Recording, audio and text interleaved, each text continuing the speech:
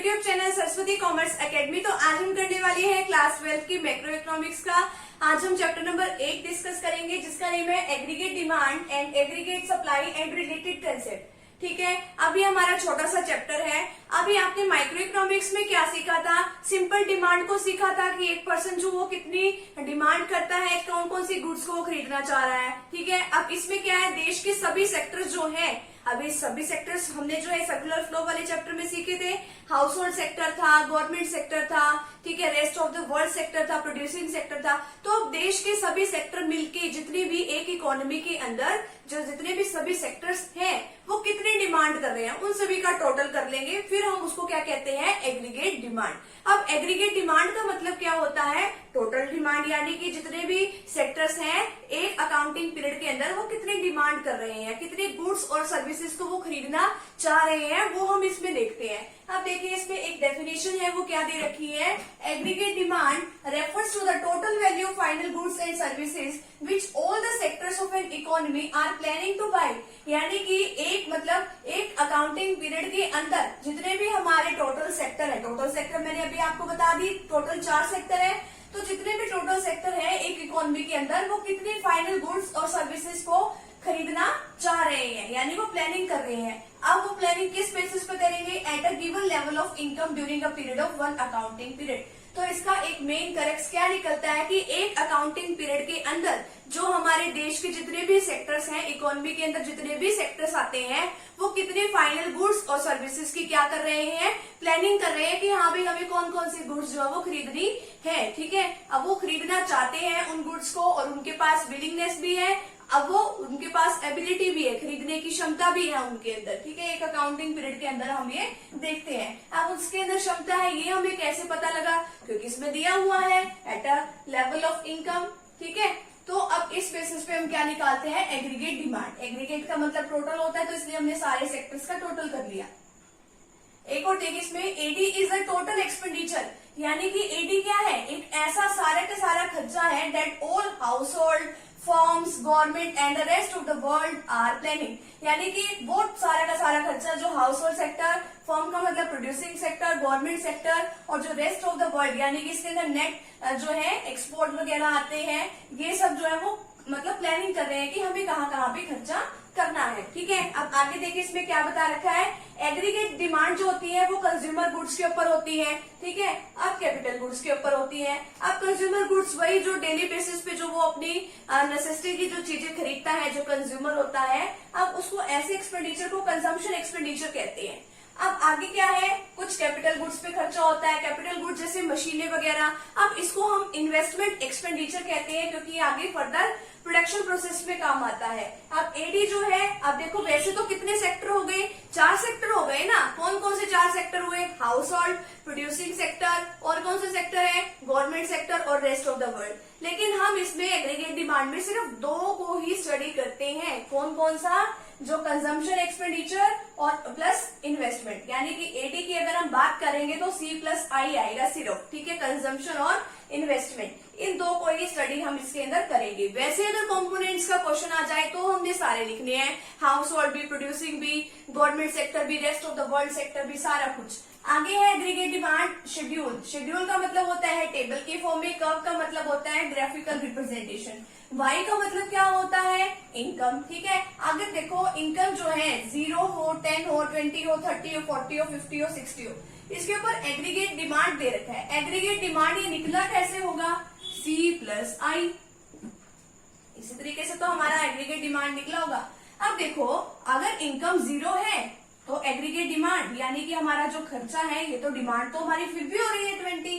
अभी किस तरीके से हो रही है 20 अगर हमारे पास पैसे ही नहीं है। अब देखो कोरोना टाइम पीरियड पे क्या था कि लोगों की इनकम तो कुछ थी ही नहीं। ठीक है, लोग काम धंधे छोड़ के तो घर पे बैठे थे, आधों का काम चलो ऑनलाइन चल रहा था, लेकिन आधे तो लोग बेरोजगार हो गए थे। अब लोग खाना तो फिर भी खा रहे थे ना, अब उन्होंने खाना पीना थोड़ी छोड़ दिया था, अब जीने के लिए खाना तो पड़ेगा। अब वो खर्चा कहाँ से कर रहे थे, उन्होंने पहले कभी सेविंग करी होगी।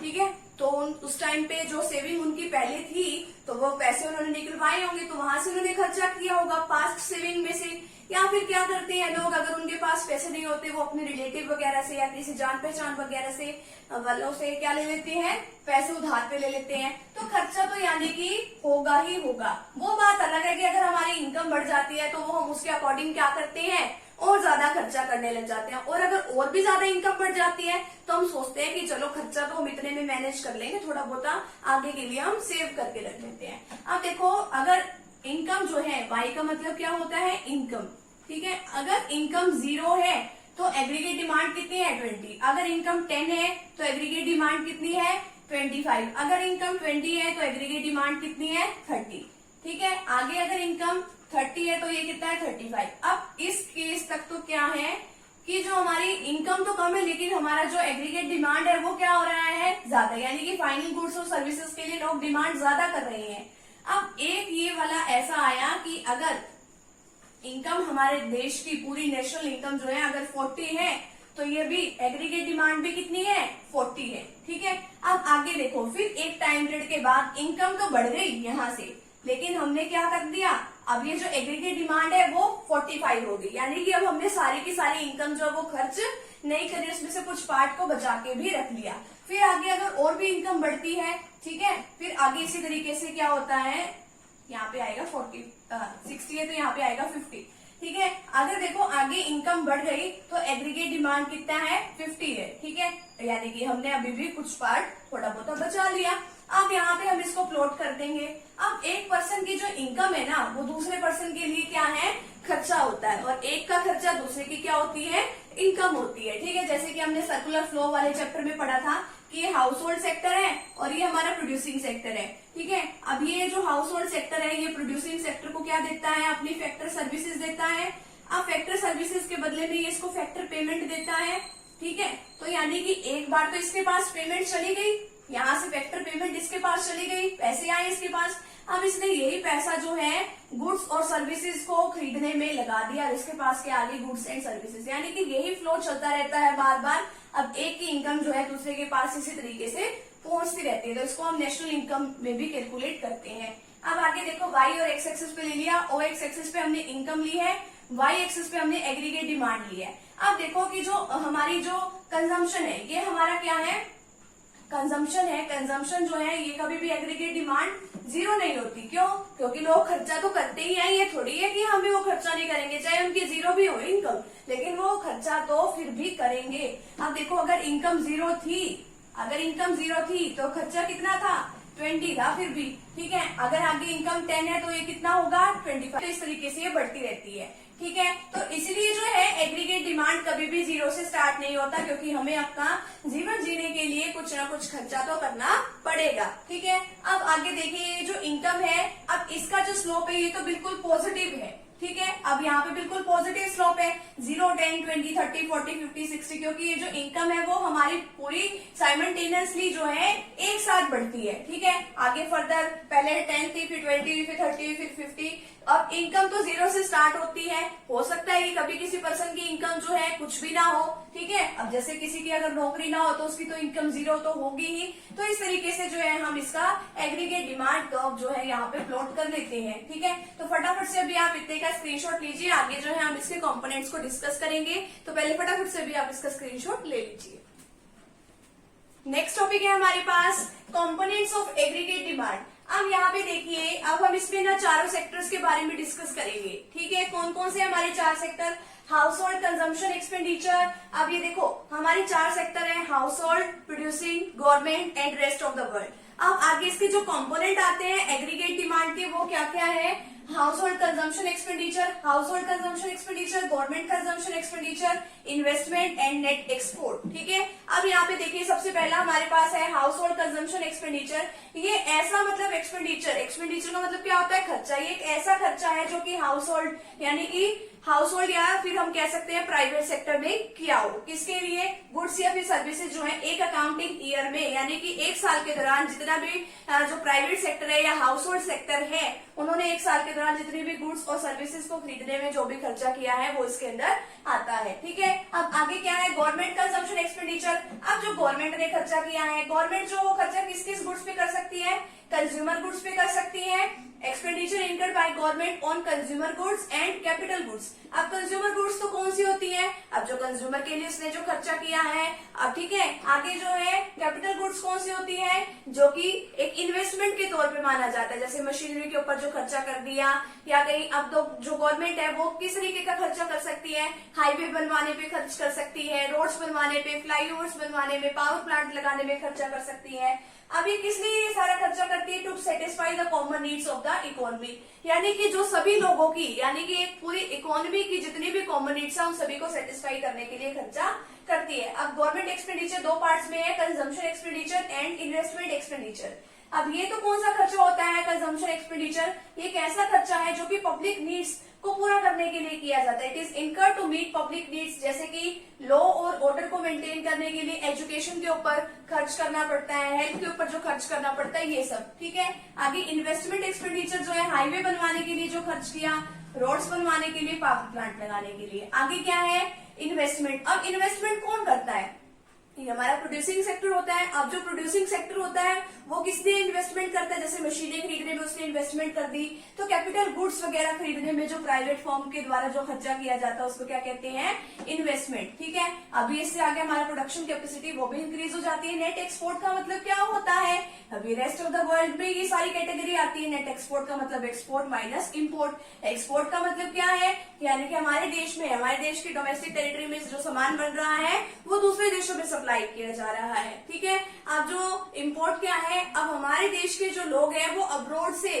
कुछ सामान मंगवा रहे हैं, उसको क्या कहते हैं हम, इम्पोर्ट। ठीक है, तो ये सारा जो है इस तरीके की अगर कोई डिमांड की जाती है उसको इम्पोर्ट कैटेगरी के अंदर आता है। और ये सारे इसके कंपोनेंट्स हैं, तो फटाफट से भी आप इसका स्क्रीनशॉट ले लीजिए। अभी हम एग्रीगेट सप्लाई के बारे में डिस्कस करेंगे।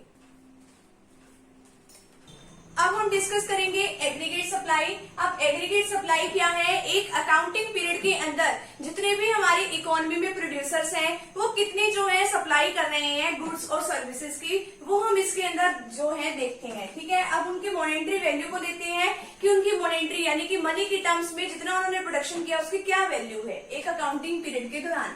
Aggregate supply refers to money value of final goods and services that all the producers are willing to supply। यानी कि उनकी इच्छा है कि हाँ भाई हम अपनी इकोनॉमी के अंदर एक पर्टिकुलर टाइम पीरियड के अंदर हम इतनी सप्लाई करें। एग्रीगेट सप्लाई को जो है किसके इक्वल होती है, नेशनल इनकम की इक्वल होती है। अब एग्रीगेट सप्लाई हम किस तरीके से निकालते हैं, अब जो पर्सन है वो सारी की सारी अपनी इनकम को कंज्यूम नहीं करता, मतलब सारा का सारा कंजम्पशन एक्सपेंडिचर में सारी की सारी इनकम नहीं निकाल देता, उसमें से वो कुछ पार्ट क्या करता है, सेव भी करता है। ठीक है, अब यहाँ पे देखो, the major portion of national income is spend, ज्यादातर तो वो खर्च कर देता है कंजम्पशन पे, लेकिन जो है कुछ ना कुछ वो बचा के भी रखता है। अब इसके अंदर बताया गया है कि हाँ भाई नेशनल इनकम ये किस तरीके से है। अब हमने सर्कुलर फ्लो वाला जो चैप्टर है वो पढ़ा था, उसके अंदर हमने 2 सेक्टर मॉडल किया था, एक हाउस होल्ड सेक्टर, एक प्रोड्यूसिंग सेक्टर। ये अपनी जो है सर्विसेज दे रहा है, household sector producing sector को land labour capital entrepreneur factor services इसने दी, इसके बदले में इसने इसको पेमेंट करी, इसके पास पेमेंट आई। अब लैंड के बदले में रेंट, लेबर के बदले में वेजेस, कैपिटल के बदले में इंटरेस्ट और एंटरप्रेन्योर के बदले में प्रॉफिट। अब इसके पास पैसे आ गए। अब ये जो है हाउस होल्ड सेक्टर अपनी इनकम को कहीं ना कहीं खर्च करेगा।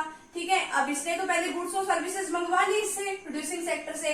अब यही इनकम जो है किसके पास चली गई, पेमेंट के तौर पे चली गई गुड्स और सर्विसेज। यानी कि एक पर्सन की जो इनकम है, ठीक है, वो इसी तरीके से जो है फ्लो होती रहती है। एक पर्सन की इनकम को भी दूसरे का एक्सपेंडिचर, दूसरे की इनकम जो है दूसरे का एक्सपेंडिचर, इसी तरीके से जो है काम चलता है इसके अंदर। और एग्रीगेट सप्लाई अगर निकालने आ जाए तो वो कंजम्पशन प्लस सेविंग इस तरीके से हम निकालते हैं। अब एग्रीगेट जो सप्लाई है, जो आपकी बुक में एक टेबल दी हुई है, एग्रीगेट जो सप्लाई को किस तरीके से निकालते हैं, वो तभी तक बढ़ा सकते हैं हम जब तक फुल एम्प्लॉयमेंट की सिचुएशन नहीं आ जाती। फुल एम्प्लॉयमेंट हम आगे भी डिस्कस करेंगे। जब तक फुल एम्प्लॉयमेंट की सिचुएशन नहीं आ जाती जब तक हम इसको बढ़ा सकते हैं। अगर एम्प्लॉयमेंट 0 है तो एग्रीगेट सप्लाई भी कुछ नहीं होगी, तो जैसे जैसे एम्प्लॉयमेंट बढ़ेगा वैसे वैसे एग्रीगेट सप्लाई भी हमारी बढ़ेगी। ठीक है, इस तरीके से हमने इसको यहाँ पे प्लॉट कर लिया, वाई एक्सिस पे एग्रीगेट सप्लाई और ओ एक्सिस पे हमने एम्प्लॉयमेंट ले लिया, और एग्रीगेट जो सप्लाई है वो हमारी बढ़ रही है। ठीक है, जैसे जैसे एम्प्लॉयमेंट बढ़ रहा है वैसे वैसे हमारी एग्रीगेट सप्लाई भी कॉन्टिन्यूसली बढ़ रही है। ठीक है, और अगर हमें वैसे निकालना आ जाए, एग्रीगेट सप्लाई किस तरीके से निकालते हैं,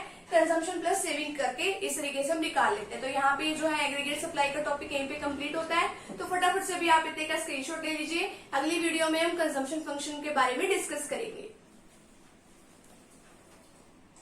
नेक्स्ट टॉपिक हमारे पास है कंजम्पशन फंक्शन। अब कंजम्पशन फंक्शन क्या होता है? अब आपको पता है कि लोग अपनी नीड्स को, अपनी वांट्स को सेटिस्फाई करने के लिए कुछ ना कुछ तो खर्चा करेंगे। वैसे भी उनको डेली लाइफ में कुछ ना कुछ तो खर्चा करना पड़ता है, जीवन जीना है तो कुछ ना कुछ तो खर्चा करना ही पड़ेगा। ठीक है, तो अब देखते हैं कि हमें लोगों ने कितना खर्चा किया है अपनी नीड्स और अपनी वांट्स को सेटिस्फाई करने के लिए। लोगों के द्वारा अपनी नीड्स और वांट्स को सेटिस्फाई करने के लिए जितना उन्होंने एग्रीगेट खर्चा किया है, तो वो इसके अंदर आता है। ठीक है, तो अब इसके अंदर देखिए कंजम्पशन फंक्शन होता क्या है। पहले तो अब देखो, consumption function is a functional relationship between consumption and income. ठीक है, अब कंजम्पशन और इनकम के बीच में क्या बताना है? रिलेशनशिप। अगर कहीं पर भी फंक्शन आ जाए तो रिलेशनशिप बताना है। ठीक है, अब वो देखना है कि कंजम्पशन का किसके साथ रिलेशनशिप बताएंगे? इनकम के साथ, यानी कि अपनी इनकम का कितना पार्ट हम लोग खर्च कर रहे हैं कंजम्पशन के ऊपर। सीधी सीधी बात है। ठीक है, अब हमने इसको इस तरीके से लिखना है, जो कंजम्पशन है, consumption is a function of income. Consumption is a function of income. ये इसका मतलब क्या है? कंजम्पशन। एफ का मतलब फंक्शन और वाई का मतलब क्या होता है? इनकम। वाई का मतलब होता है इनकम। अब देखो, जो मैंने अभी आपको बताया था कंजम्पशन फंक्शन में, अब एग्रीगेट इनकम मान लो पूरी की पूरी इकोनॉमी की एग्रीगेट इनकम, सभी की इनकम कितनी है? 5000 करोड़। ठीक है, अब एग्रीगेट सभी लोगों को मिला के खर्चा कितना हो रहा है? 4000 करोड़ रुपीज जो है वो अपनी गुड्स और सर्विसेज पे एक अकाउंटिंग ईयर में खर्च कर रहे हैं। अब आगे टॉपिक आता है हमारे पास प्रोपेंसिटी टू कंज्यूम। प्रोपेंसिटी का मतलब होता है एबिलिटी, एक इंसान की जो है कितनी इनकम है और उसमें वो कंजम्पशन के ऊपर कितना खर्चा वो अपनी इनकम का स्पेंड कर रहा है। ठीक है, अब इसमें पहला टॉपिक है एवरेज प्रोपेंसिटी टू कंज्यूम, यानी कि जो पर्सन है वो अपनी इनकम का कितना पार्ट जो है वो खर्च कर रहे हैं कंजम्पशन के ऊपर। अब मान लो कि एक पर्सन की इनकम, मान लो पर्सन की इनकम कितनी है? 100 और कंजम्पशन एक्सपेंडिचर उनका कितना हो रहा है? 80। ठीक है, अब अपनी इनकम में से वो कितना पार्ट जो है कंजम्पशन के ऊपर खर्च कर रहे हैं? 80% खर्च कर रहे हैं ना। अब देखो यहाँ पे, अब इसका एक फॉर्मूला है C divided by Y. C का मतलब क्या होता है? कंजम्पशन। वाई का मतलब क्या होता है? इनकम। अब मान लो कि अब देखो इनकी इनकम हमने कितनी मानी है? 100 ना, और इसका कंजम्पशन एक्सपेंडिचर कितना माना है हमने? 80। तो कंजम्पशन की जगह 80 लिख देंगे, डिवाइडेड बाय 100 किसकी जगह लिख देंगे? इनकम की जगह। ठीक है, तो ये हमारे पास कितना आ जाएगा? 0.8% या फिर हम कह सकते हैं 80%। ठीक है, अब यहाँ पे देखिए, यहाँ पे हम एक टेबल बना लेंगे, इनकम, कंजम्पशन और एपीसी। अब एपीसी का मतलब क्या है? Average propensity to consume. अगर इनकम 100 है तो खर्चा कितना है? 80। अगर इनकम 200 है तो खर्चा कितना है? 120। ठीक है, तो इस तरीके से हम इसको C डिवाइडेड बाय वाई करके हम निकाल लेंगे। यहाँ पे हमने ग्राफ पे प्लॉट कर दिया, कर्व बना लिया इसका। वाई एक्सिस पे हमने कंजम्पशन ले लिया, OX एक्सिस पे हमने इनकम ले ली।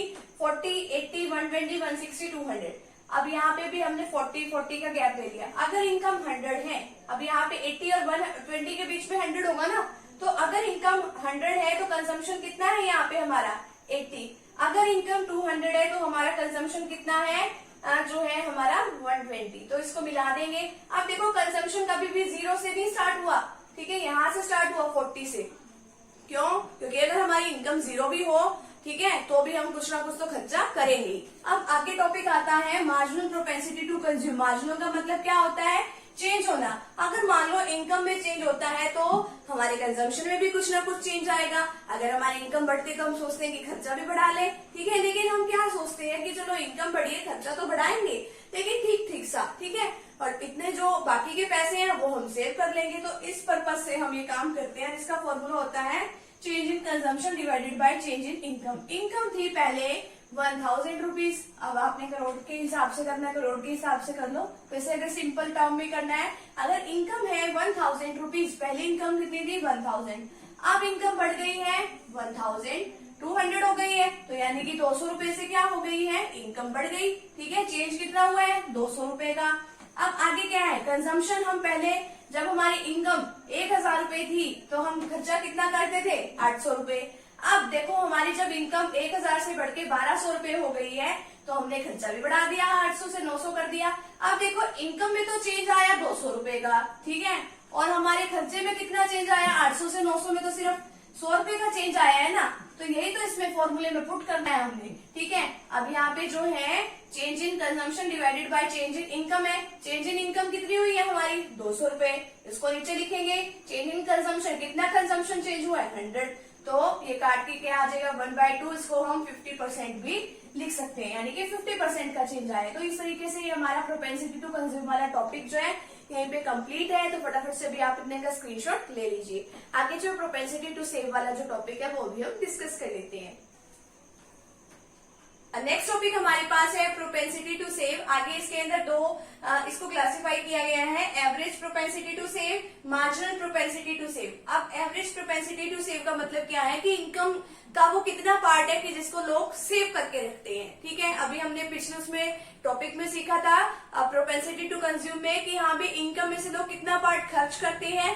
अब इसमें प्रोपेंसिटी टू सेव में क्या है, इसका अपोजिट कि कितना पार्ट लोग सेव करते हैं। ठीक है, अब इसका एक फॉर्मूला है एपीएस निकालने का, S divided by Y. S का मतलब सेविंग और Y का मतलब क्या होता है, इनकम। अब देखो कि अगर पहले तो ना इतनी सी पहले वाली ही टेबल बनानी है हमने। अगर इनकम 100 है तो कंजम्पशन कितना है 80, अगर इनकम 200 है तो कंजम्पशन कितना है 120। अब देखो अगर इनकम 100 है तो और कंजम्पशन कितना है 80। अब 100 रुपए में से 80 रुपए को हमने खर्च कर दिए तो बचे कितने, सेव कितने करे हमने 20। तो 20 कितने हैं सेविंग के। अगर इनकम 200 है और हमने खर्च कर दिए 120, ठीक है, 200 रुपए में से 120 रुपए हमने खर्च कर दिए तो हमने कितने सेव करे हैं, माइनस कर दो, कितने सेव करे हैं 80। अब आगे एपीएस निकालने का फॉर्मूला क्या है, S divided by Y. S क्या है 20 और Y क्या है इनकम। ठीक है, कर दिया, ये आ गया हमारे पास 0.2। आगे कितना है, यानी कि सिर्फ 20%। अब आगे कितना है, S कितना है 80 और जो इनकम है वो कितनी है 200, ये आ गया हमारे पास 0.4 यानी कि 40%। ठीक है, अब आगे क्या है, मार्जिनल प्रोपेंसिटी टू सेव। अब यानी कि अगर हमारी इनकम बढ़ती है तो इनकम का वो कितना पार्ट है, बढ़ी हुई इनकम का कितना पार्ट हम कितना एक्स्ट्रा और सेव करेंगे, इसके अंदर ये बताया गया है। अब इसमें ये क्या है, change in saving divided by change in income. ये इसका साइन का मतलब क्या है, चेंज। पहले इनकम 100 रुपीज से 100 थी, अब कितनी हो गई 200, तो कितना चेंज हुआ है, इनकम में 100 रुपए से बढ़ी है ना।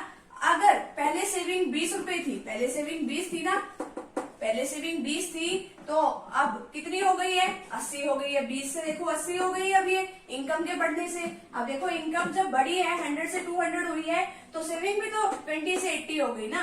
तो यही हमने डाटा लिया है। तो इनकम तो बढ़ी कितने से 100 रुपीज से और सेविंग कितने से बढ़ी है हमारी 60 रुपीज से। ठीक है, क्योंकि अगर हम 80 में से 20 माइनस कर देते हैं तो हमारे पास कितना आता है 60। तो ये हमने ये डाटा इसके अंदर लेना है। अब आगे जो है हमारे पास एपीएस का ये कर्व है, यहाँ पे 40, 80, 120, 160, 200 ओएक्स एक्सिस पे हमने इनकम ले ली और वाई एक्सिस पे हमने सेविंग ले ली। ठीक है, अगर इनकम 100 है, यहाँ पे 80 और 120 के बीच में अगर इनकम 100 है तो हमारी सेविंग कितनी है 20। ये थोड़ा सा नीचे आ जाएगा यहाँ पर।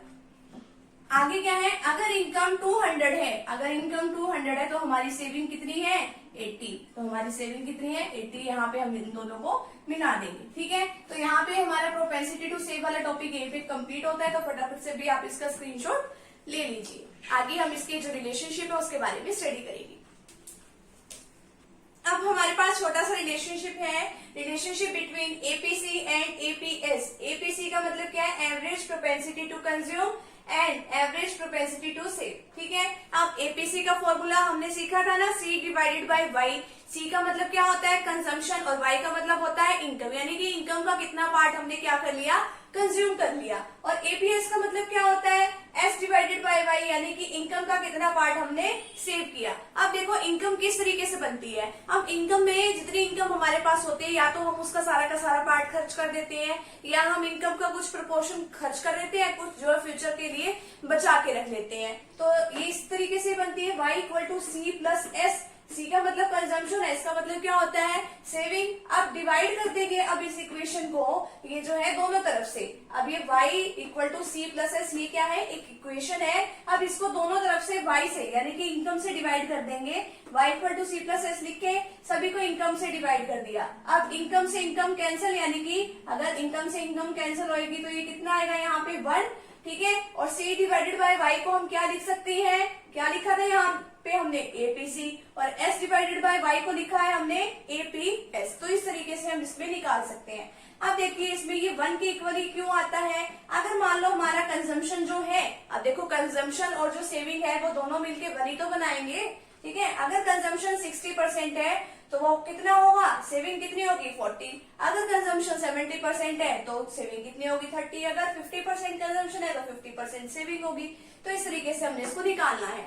आगे क्या है, relationship between MPC and MPS, marginal propensity to consume and marginal propensity to save. अब इसका फॉर्मूला क्या है, एमपीसी का चेंज इन, अभी क्या है, consumption divided by change in income, यानी कि इनकम में चेंज होने से कंजम्पशन में कितना चेंज आया है। और एमपीएस का मतलब क्या है, marginal propensity to save, income में चेंज होने से यानी कि हम सेविंग में कितना चेंज करेंगे। ठीक है, अब इस इक्वेशन को, ये जो है हमारे पास, इसको भी दोनों तरफ से हम क्या कर देंगे, ऐड कर देंगे, मतलब डिवाइड करेंगे। किससे करेंगे, डेल्टा वाई से। अब हमारे पास इक्वेशन क्या है, इक्वेशन हमारे पास ये है। ठीक है, अब हमें इसको डिवाइड कर देना है। डिवाइड कर दिया, यहाँ पे y से y कैंसिल, डेल्टा y से डेल्टा y कैंसिल, 1 आ गया। Delta c divided by delta y को हम क्या लिखते हैं, एमपीसी, और आगे delta s divided by delta y को हम क्या लिखेंगे, एमपीएस। ठीक है, तो इस तरीके से हमने इसको 1 के इक्वल जो है, जो इक्वल करना था वो हमने यहाँ पे कर दिया। तो फटाफट से भी आप इतने का स्क्रीनशॉट लीजिए, आगे हम इन्वेस्टमेंट के बारे में डिस्कस करेंगे। अब ये है हमारे पास इन्वेस्टमेंट का टॉपिक। अब इन्वेस्टमेंट फंक्शन क्या होता है, अब इसमें क्या है कि जो हमारे प्रोड्यूसर फर्म्स वगैरह होते हैं वो क्या करते हैं, इन्वेस्टमेंट करते हैं। अब इन्वेस्टमेंट वो किस तरीके से करते हैं, इन्वेस्टमेंट वो वाला खर्चा होता है जो किस पे किया जाता है, जो कैपिटल एसेट्स को बढ़ाने में किया जाता है, यानी कि नई नई कैपिटल एसेट्स को बढ़ाया जाता है। जैसे अपना स्टॉक बढ़ा लिया, ठीक है, और क्या कर ली, मशीनरीज वगैरह बढ़ा ली। इससे क्या होगा कि इन फ्यूचर आप और भी अपना प्रोडक्शन जो है बढ़ा सकते हो, जैसे मशीनरी वगैरह लगाने से ऐसा होता है। ठीक है, अब इन्वेस्टमेंट एक्सपेंडिचर को आप दो पार्ट्स में डिवाइड करते हो, इंड्यूस्ड इन्वेस्टमेंट, ऑटोनोमस इन्वेस्टमेंट। अब इंड्यूस्ड इन्वेस्टमेंट में क्या है कि ज्यादातर जो है प्राइवेट फर्म्स वगैरह हैं, ये इस तरीके का इन्वेस्टमेंट करती हैं। इनको क्या होता है कि ज्यादा से ज्यादा हम प्रॉफिट अर्न करें।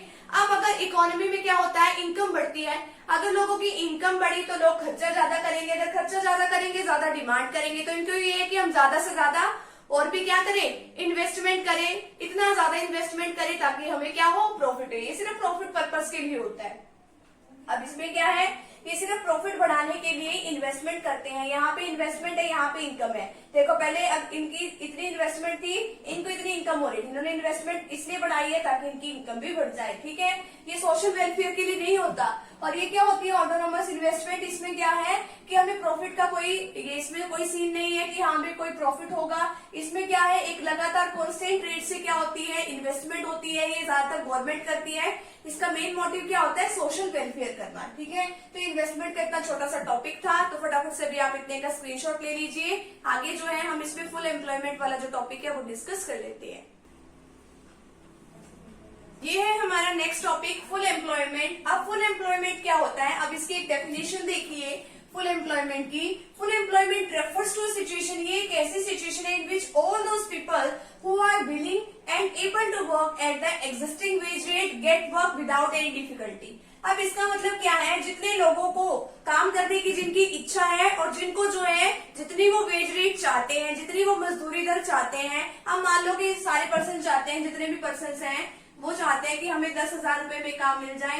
तो जितने लोग ये चाहते हैं कि हाँ भाई हमें 10,000 रुपए में काम मिल जाए, उन सभी लोगों को क्या मिल रहा है, रोजगार मिल भी रहा है और उनकी काम करने की इच्छा भी है और उनको जो है बिना किसी दिक्कत के काम मिल रहा है। यानी कि इसका मतलब क्या है कि जितने भी पीपल हैं जो इच्छुक भी है काम करने के और जिनको काम करना आता भी है और जिनको एग्जिस्टिंग वेज रेट पे काम मिल भी रहा है, उनको विदाउट एनी डिफिकल्टी काम मिल रहा है, तो उस सिचुएशन को क्या कहते हैं, फुल एम्प्लॉयमेंट। अब इसमें जो है 2 टाइप की अनएम्प्लॉयमेंट है, यानी कि बेरोजगारी है, किसमें, एसोसिएटेड विद फुल एम्प्लॉयमेंट। अब इसमें आता है frictional unemployment and structural unemployment. अब इसमें तो क्या होता है फ्रिक्शनल में कि ना थोड़े टाइम पीरियड की भी होती है। जैसे कि मैं हूँ, मेरे को कहीं जॉब चेंज करनी है, ठीक है, तो अगर मैं एक जॉब चेंज करके दूसरे जॉब में जाना चाह रही हूँ, ठीक है, अब उसमें मान लो 2-3 दिनों का टाइम है अभी, ठीक है, तो उसमें क्या होता है, इस तरीके की जो अनएम्प्लॉयमेंट पाई जाती है। It refers to temporary unemployment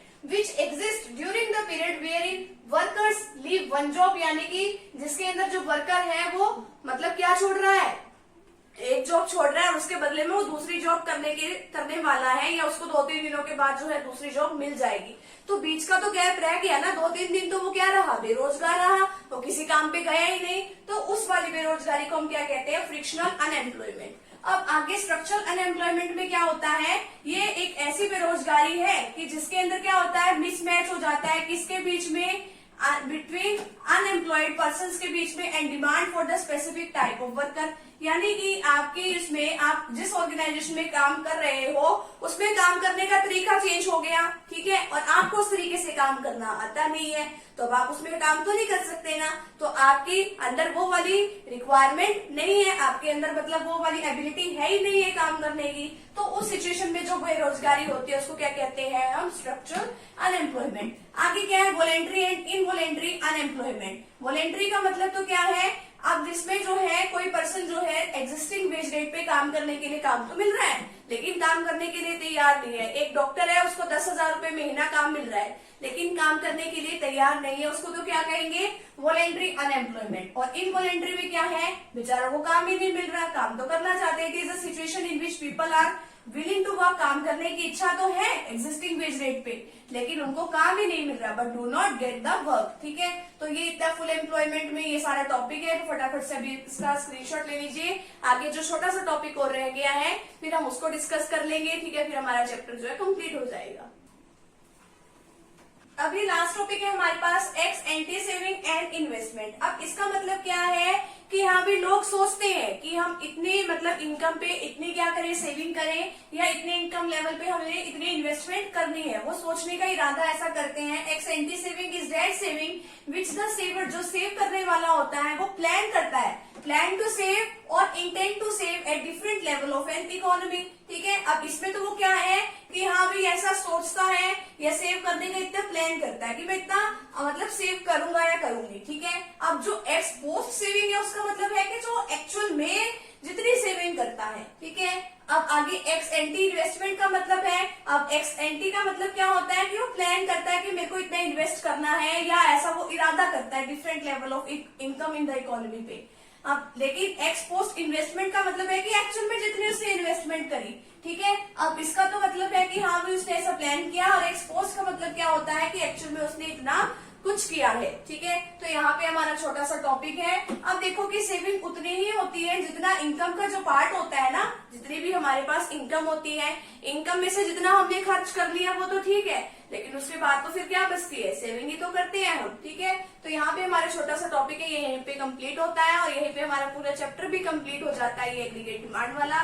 तो अगर आपने वीडियो पूरी देख ली है तो आपको टॉपिक जो है अच्छे से समझ में आ गया होगा। तो फ्रेंड्स, अगर आप चैनल पे न्यू हो तो चैनल को प्लीज सब्सक्राइब कर दीजिए, वीडियो को लाइक कर दीजिए और बेल आइकन को प्रेस जरूर कर दीजिएगा ताकि आपको आगे आने वाली वीडियोस का नोटिफिकेशन मिलता रहे। मिलते हैं नेक्स्ट टॉपिक के साथ, नेक्स्ट वीडियो के साथ। Thank you very much.